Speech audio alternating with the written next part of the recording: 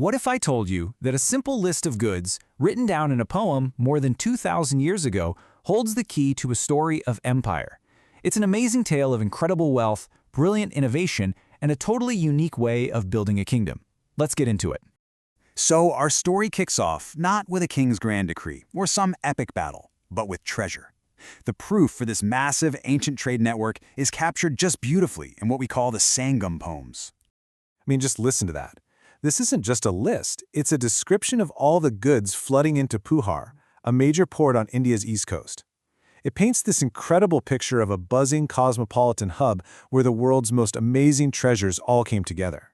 It's like a snapshot of a global economy in full swing. And what's so wild about this is the sheer variety.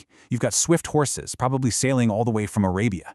You have black pepper, the spice that would, later drive European exploration. Gold from the Himalayas, pearls from the southern seas. And get this, even pottery from as far away as Myanmar. This was no local flea market. This was a truly international marketplace. Okay, so we see what was being traded, which brings up a huge question: how? Right? How on earth did these ancient sailors manage to move so much stuff so far across these massive, dangerous oceans?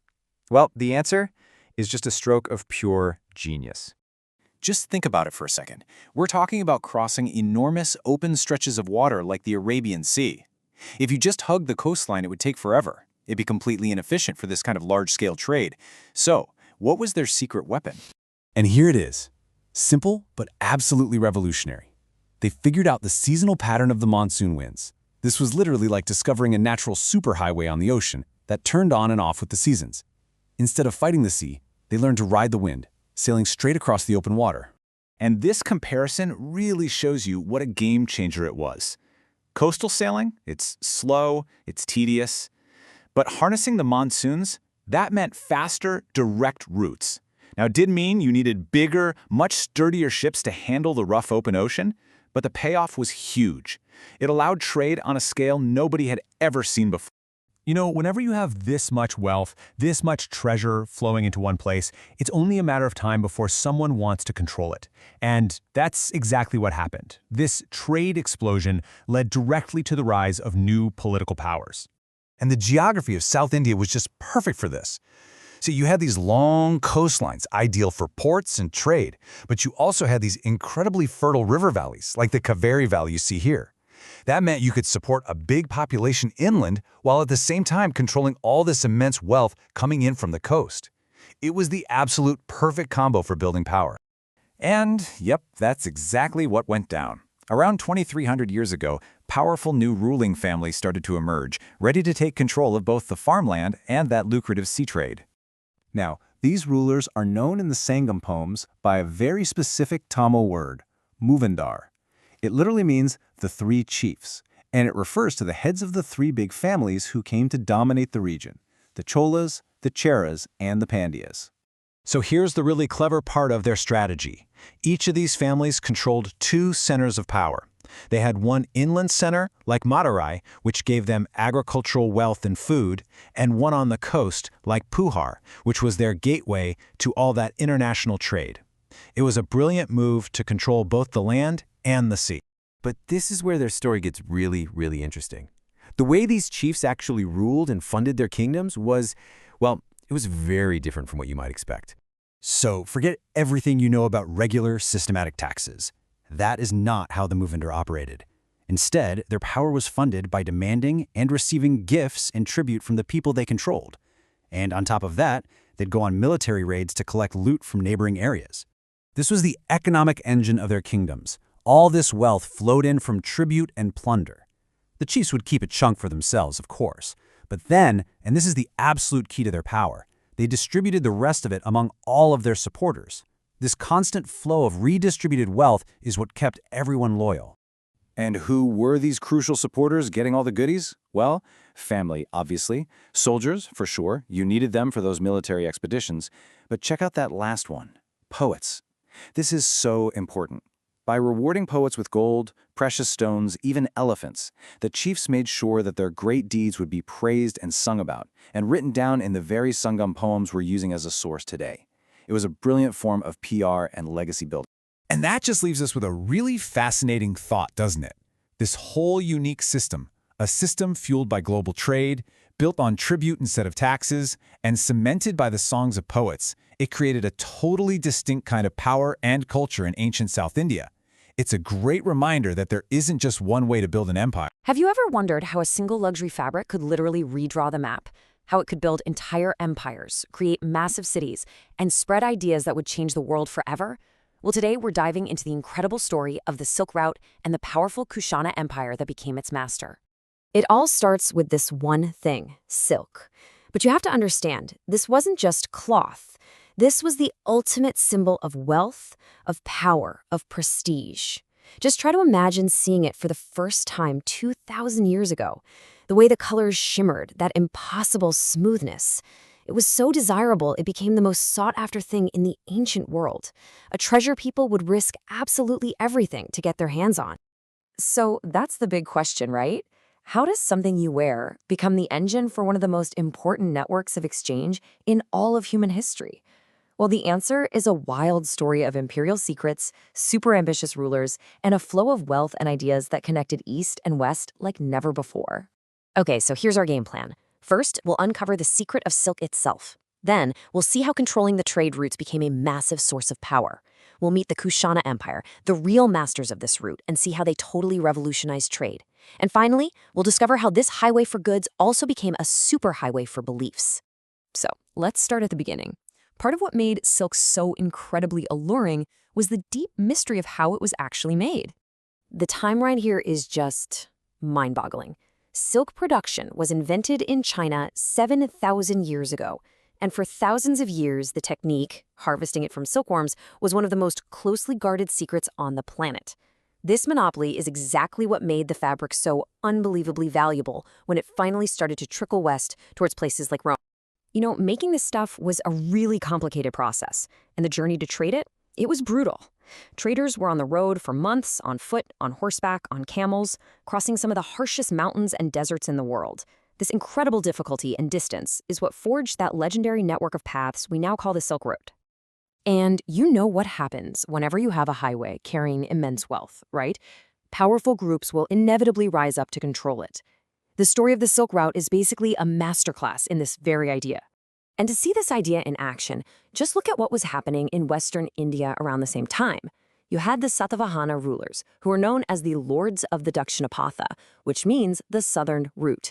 They got it. They understood the fundamental truth. If you control the trade, you control the power and the wealth. But as important as that southern route was, the Silk Route was the real economic superhighway of the ancient world. Controlling even a tiny piece of it meant access to unimaginable riches, from taxes, tributes, you name it. It was the ultimate prize. And this is where the Kushanas step onto the stage. They weren't just another group trying to skim some profits. Oh no. About 2,000 years ago, they rose to become the undisputed masters of the route. Their strategy was nothing short of brilliant. By ruling this huge territory stretching from Central Asia right into northwest India, they controlled a critical artery of the Silk Route, all the way down to the sea. They taxed the traders, for sure, but in return, they offered something priceless: protection. They kept the travelers safe from bandits, making that terrifying journey just a little bit safer. And just to give you a sense of their scale, check this out. They had two major centers of power, one in Peshawar, in modern-day Pakistan, and another one way down in Mathura, deep inside India. Their influence spanned this massive, incredibly strategic territory, giving them an iron grip on the flow of goods between East and West. But controlling the route was one thing. The Kushanas also rolled out a genius innovation that completely changed the game of trade itself. This was a revolutionary move. Seriously, while everyone else was still bartering goods or using a mess of different local currencies, the Kushanas became some of the very first rulers in the subcontinent to issue their own standardized gold coins. And this wasn't just for show. It served a vital economic purpose. Because these gold coins had a reliable, recognized value, they became the go-to currency for traders all along the Silk Route. This made doing business so much easier. It basically cut out all the complicated bartering. In effect, the Kushanas created one of the world's first universal currencies for international trade. It was a huge step towards a global economy. But here's where the story gets even more profound. The Silk Route carried more than just silk and gold. Its most important cargo was invisible: ideas, philosophies, and new faiths. The stability and the wealth that the Kushana Empire created was like the perfect greenhouse for new ideas to grow. Under their most famous ruler, Kanishka, the empire became a major hub for Buddhism, and from there, it began to spread far and wide along these very same trade routes. Okay, check this out. On the left, we've got a statue of the Buddha from the Kushan Center at Mathura. On the right, one from Taxila. See the similarities? But look closer. Notice the subtle differences in style? This is amazing because it shows how artistic traditions were literally traveling along the route and then being adapted by local cultures, all within the same empire. Now, during this period, a new form of Buddhism called Mahayana really took off, and it was a huge shift. Before, the Buddha was usually represented by symbols, not a person. But now, for the first time, artists began creating actual statues of the Buddha himself. And the belief in bodhisattvas, these enlightened beings who stick around to help others, that became a really popular and central idea. And this sculpture from Sanchi is the perfect before picture. You see the empty seat under the peepal tree? That symbolizes the Buddha's enlightenment. This is how he was represented before the Kushana era, before this whole new practice of creating statues took hold and spread like wildfire along the Silk Route. We can't forget how incredibly dangerous these journeys were. This quote from the Chinese pilgrim Fa Xin just gives you chills. He says, "The sea is boundless. It is impossible to know east or west, except by observing the sun, moon, or stars." Imagine being out on the open ocean with no compass, no landmarks, relying only on the stars to guide. These pilgrims were the true couriers of culture. They weren't traders looking for gold. They were scholars and monks on a quest for knowledge. They risked their lives, traveling thousands of miles to visit holy sites and bring back scriptures. They were carrying ideas, not silk, back to their homelands. And all this brings us to one last thought. The original Silk Route might be gone, but the concept, it's more alive than ever. In our world of fiber optic cables, global shipping lanes, and instant data streams, what are the valuable goods and the world-changing ideas that are traveling along our global Silk Routes today? Have you ever wondered how an idea travels? I mean, not just from one person to another, but across massive mountain ranges and entire oceans? Well, about 2,000 years ago, Buddhism went through this huge transformation that kicked off an incredible journey all across Asia. So let's dive into this story of faith, art, and the ancient highways that connected it all. But first, let's start with a big question, one that kind of frames everything we're about to see. How does an abstract idea become a physical icon? How do you give a face to a philosophy? This is the core question, because the answer completely changed the path of Buddhism forever. So to really get this revolution, we've got to look at what things were like before. For centuries, Buddhism was a faith where its founder, well, he didn't have a face. What's so interesting about this sculpture from Sanchi is what's missing. I mean, look at it. It's buzzing with activity, right? But there's no human figure of the Buddha anywhere. Instead, you feel his presence through symbols, like an empty seat, or a set of footprints, or that peepal tree right there. For the first few hundred years, that was how artists did it. That was the rule. But then, everything changed. A new movement, a real revolution in thinking and in art, started to brew, and it was all pushed forward by one of the most powerful empires of the time. The real catalyst here was the Kushan Empire and its most famous ruler, Kanishka. About 1900 years ago, he put together this huge council of Buddhist scholars. You can think of it like a major summit where all the big ideas were being discussed and debated. And it was right here that a brand new form of Buddhism really started to take shape. This new form was called Mahayana Buddhism. And listen, this wasn't just some small update. Nope. It brought in two really radical new ideas that would completely redefine the faith for millions and millions of people all over Asia. And here it is, the first and maybe the most obvious change. On the left, you've got the old way, the peepal tree as a symbol. But on the right, wow, for the very first time, we see the Buddha depicted as a person. This was a massive shift. It turned an abstract philosophy into a personal, relatable figure that you could actually see and connect with directly. Now, this explosion of religious art wasn't just happening randomly. It really flourished in two major hubs of the Kushan Empire, Mathura, deep in the heart of India, and Taxila, which was a major crossroads of cultures in what's now Pakistan. And what's really cool is you can actually see different artistic styles coming out of these two cities. The statues from Mathura, they have this powerful, very Indian feel to them. But the art from Taxila, it was closer to the Greek and Roman world, so you can see those influences in the way the robes are draped and in the facial features. It's just a fantastic example of cultures mixing. But this revolution wasn't just about art. The second huge change was a deep, profound shift in the spiritual goal itself. It introduced a whole new kind of hero into the Buddhist world. And that new hero was the Bodhisattva. The idea is simple, but it is incredibly powerful. A Bodhisattva was someone who had reached enlightenment. They did the work, they could have achieved nirvana, but they made a choice. And out of pure compassion, they decided to stick around. This quote really just says it all. Instead of disappearing into some peaceful, isolated state, their whole purpose was now to teach and help everybody else on their journey. It completely transformed the ultimate goal from something you do on your own to something we all do together. I mean, you can see why this idea just took off, right? It presented a version of the divine that was accessible, that was helpful, that was deeply, deeply compassionate. People weren't just worshiping some distant principle anymore. They were looking to these kind, benevolent guides who were actively there to help them out. This idea was a massive engine for Buddhism's spread. Okay, so we've got these powerful new ideas floating around. A human image of the Buddha and the ideal of the compassionate bodhisattva. So how did they get from place to place? Well, they pretty much followed the trade routes. Mahayana Buddhism spread like wildfire along the great ancient highways of commerce. It traveled west and north through Central Asia. It followed the famous Silk Road east into China, and then from there it went on to Korea and Japan. It also spread south and west within India itself.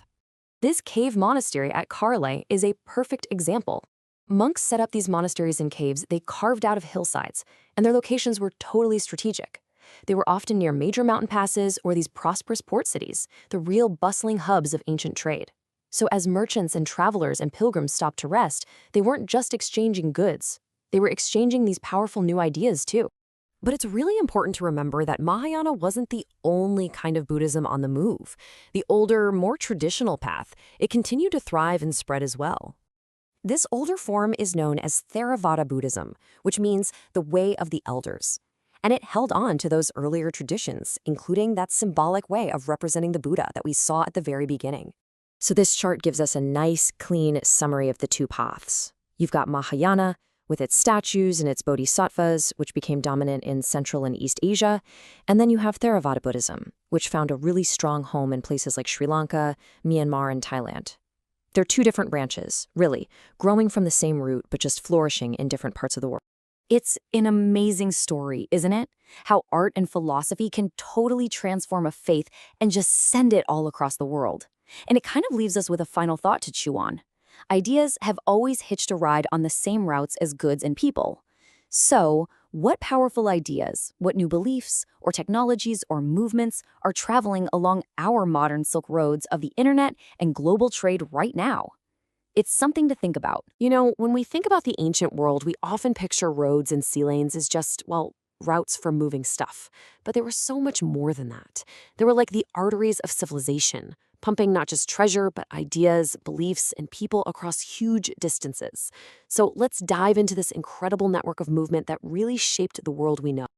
All right, so here's the journey we're going to take in this explainer. We'll start with the flow of goods along the coast of India. Then we'll trek the legendary Silk Road.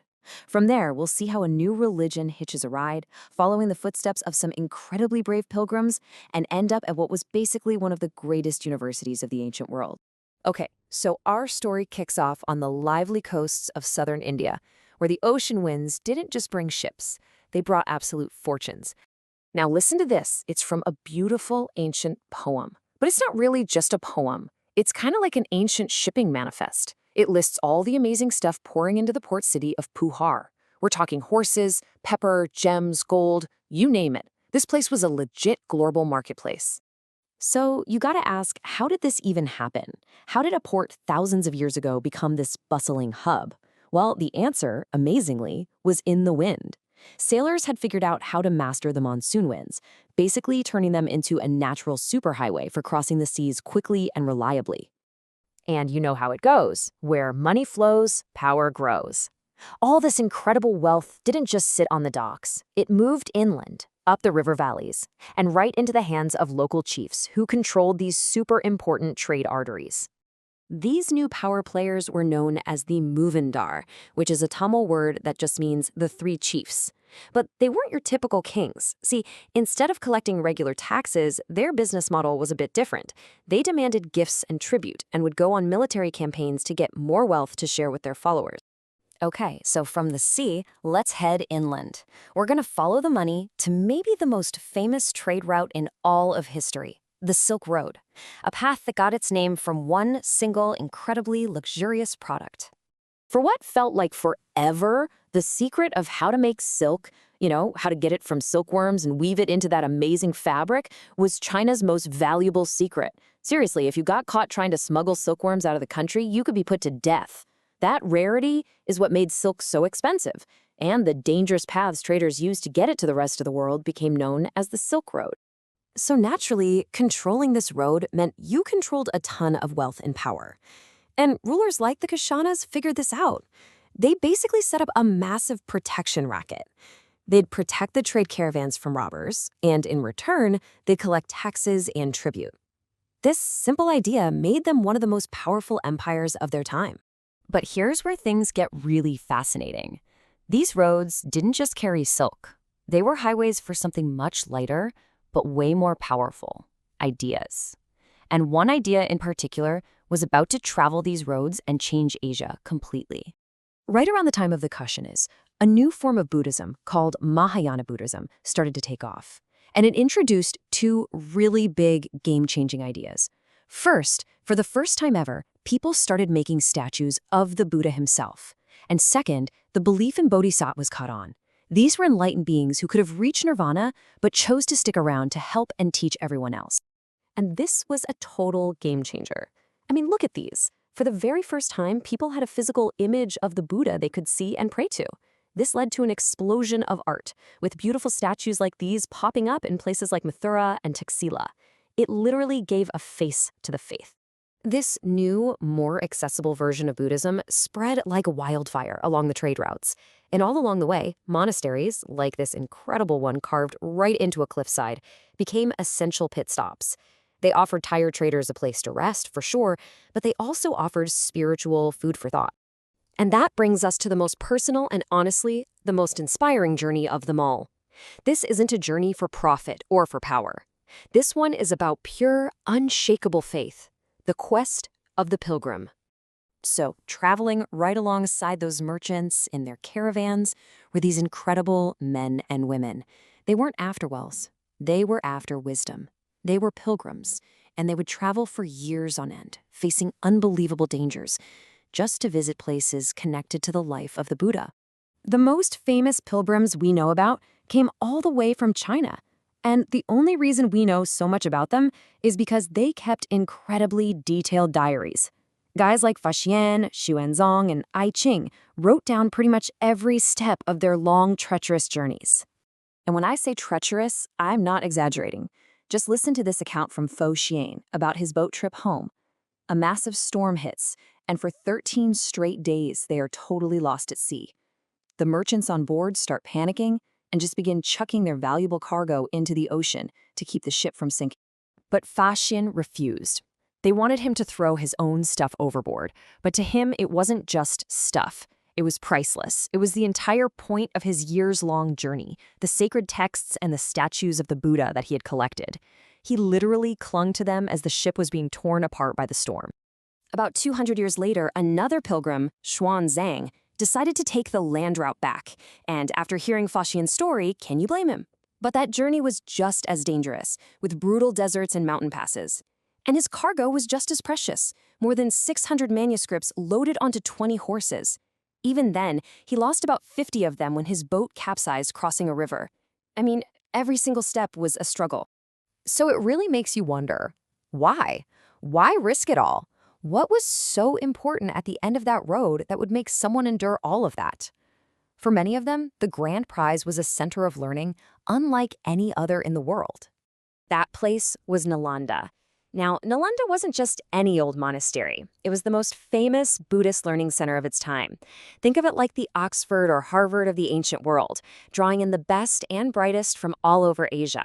Xuanzang, the pilgrim who carried all those books, actually studied at Nalanda, and he was just blown away. He wrote about how brilliant the teachers were, how strict the rules were, and get this, the entrance exam was so tough, it was given by the gatekeeper.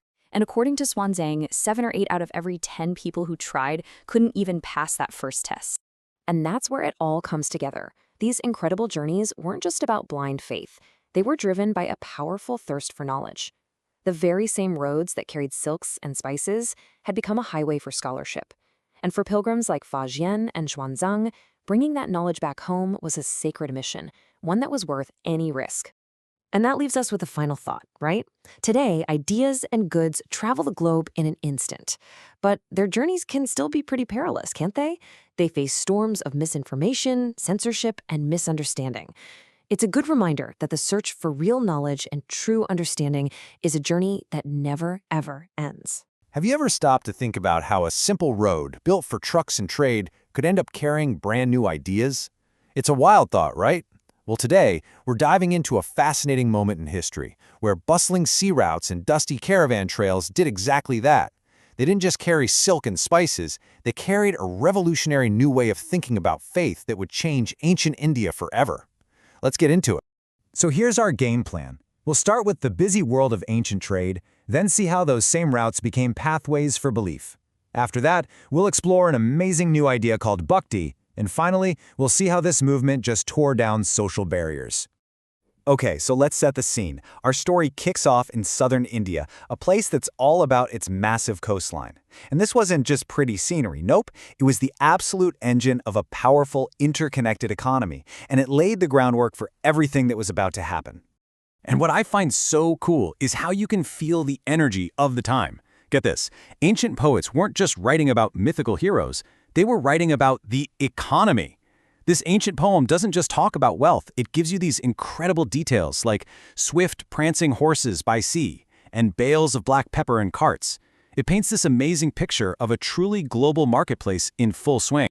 I mean, just look at this list. You got horses coming in by ship, pepper being hauled around in carts, gems all the way from the Himalayas, pearls from the southern seas, even pottery from as far away as Myanmar.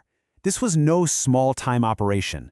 This was a massive, complex network connecting all these different corners of the world. So, with all this stuff moving around, you needed someone to manage it, right? To protect it. And that's where powerful kingdoms like the Cholas, the Cheras, and the Pandyas come in. They controlled the coasts, they controlled the flow of goods, and because of that, they became incredibly wealthy and powerful. And that stability they created, well, it turned out to be the perfect soil for new ideas to grow. And this, right here, is where the story takes a fascinating turn, because wherever people go, they don't just bring their cargo. They bring their stories, their culture, and their faith. The very same routes that were packed with pepper and pearls started to carry something way, way more profound. You know, the perfect example of this is the Silk Route. We always think of it as the road that brought silk from China to the West, but it was just as important as a highway for ideas. And one of the biggest ideas on the move at that time was Buddhism. But here's the thing. As Buddhism traveled, it started to change. In the beginning, worship was more symbolic. You might see a carving of a peepal tree to represent the Buddha's enlightenment. But then, a new form called Mahayana Buddhism started to catch on. Suddenly, people could worship actual statues of the Buddha himself and believe in bodhisattvas, these enlightened beings who chose to stick around on Earth to help everyone else. It was a huge shift towards a much more personal kind of faith. And you can literally see this change happening in the art. Just take a look at these two statues. They show the Buddha as a real figure, someone you can look at and worship directly.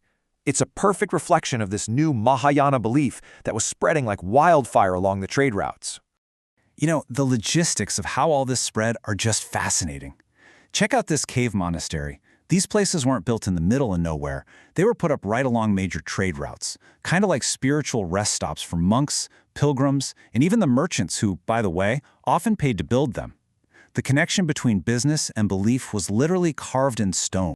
And we have to remember, This wasn't just an abstract flow of information.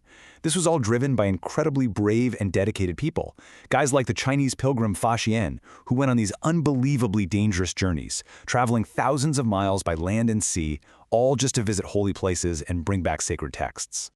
Okay, so all of this brings us to the real heart of our story today. In this whole melting pot of new ideas, another incredibly powerful concept started to take shape within Hinduism. It was called bhakti, and it offered a completely new, deeply personal way to connect with the divine. So what is bhakti exactly? Well, the word itself tells us a lot. It comes from the Sanskrit word bhaj, which means to divide or share. So this wasn't about praying to some distant, untouchable god. It was all about an intimate, two-way relationship, a real sharing of love and devotion between a person and the god they chose. You can feel the power of this idea in the sacred text, the Bhagavad Gita. The god Krishna tells the warrior Arjuna to basically forget all his other duties, his dharmas, and just put his faith in him. I mean, think about that promise. Pure, simple devotion was the only thing you needed to be saved. And this was absolutely revolutionary, especially when you compare it to the older traditions that often involved really complicated, expensive sacrifices that only priests could perform. Bhakti just flipped the script. First, it was totally personal. You picked your deity, whether it was Shiva, Vishnu, or Durga. Second, it was about what was in your heart, not your wallet. Pure devotion meant more than any fancy ritual. And third, and this is the big one, it was open to absolutely everyone. Seriously, I can't stress this last point enough. In a society that had really rigid social rules, Bhakti came along and offered a spiritual path that just ignored all of them. It was truly a movement of devotion without any barriers. I mean, just listen to this poem from Apar, a devotee of Shiva. It's just staggering. He says that even the people who society saw as impure or low, if they were true devotees, he would worship them. He saw them as gods. This completely turned the whole social and religious pyramid upside down. The only thing that mattered anymore was how pure your devotion was. So naturally, as people started feeling this intense, personal connection to specific gods, it sparked this explosion of incredible art. People wanted to see the deities they felt so close to. Look at this amazing statue of Vishnu as a boar. It's this powerful, beautiful image, made to be put in a temple as a focus for this new kind of intense personal worship. And just as a final little piece of context, it's pretty interesting where the word Hindu even comes from. A lot like the word India, it's all about geography. It comes from the river Indus, and it was a name that outsiders, like Arabs and Iranians, used to describe all the people and the different beliefs they found living to the east of that river. So, there you have it. From trade routes carrying spices to spiritual paths carrying these revolutionary ideas of faith, we see how a whole world was being reshaped. It really leaves you with a big question to chew on, doesn't it? How do the paths we travel in our own lives, both the physical roads and the intellectual ones, end up shaping the very core of what we believe?